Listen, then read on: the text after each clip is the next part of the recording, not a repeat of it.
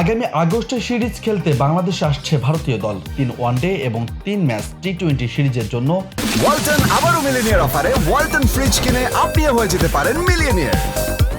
Millionaire ছড়াছড়ি দেশ জুড়ে, এটা শুধু ওয়ালটেনই পারে। মঙ্গলবার সময়সূচি ঘোষণা করেছে বিসিবি।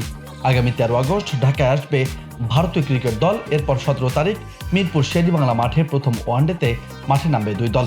সিরিজের দ্বিতীয় ওয়ানডে অনুষ্ঠিত হবে একই ভেন্যুতে 20 আগস্ট। এরপর দুই দল শেষ ওয়ানডে খেলতে পাড়ি জমাবে বন্দরনগরী চট্টগ্রামে।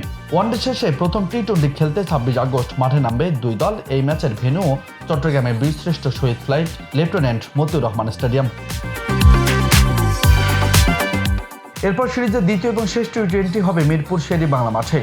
বাংলাদেশের মাটিতে এটাই হতে যাচ্ছে বাংলাদেশ ভারত প্রথম দ্বিপাক্ষিক টি-20 সিরিজ। আর এই সিরিজটি বেশ জাঁকজমকপূর্ণ হবে বলে আশা করেছেন বিসিবি সিইও নিজামুদ্দিন চৌধুরী সুজন। দ্বিপাক্ষিক সিরিজ শেষে আগামী 1 সেপ্টেম্বর বাংলাদেশ ত্যাগ করবে ভারতীয় দল। দুই দেশের সিরিজে তারিখ জানা গেলেও খেলা শুরুর সময় এখনো নিশ্চিত হওয়া যায়।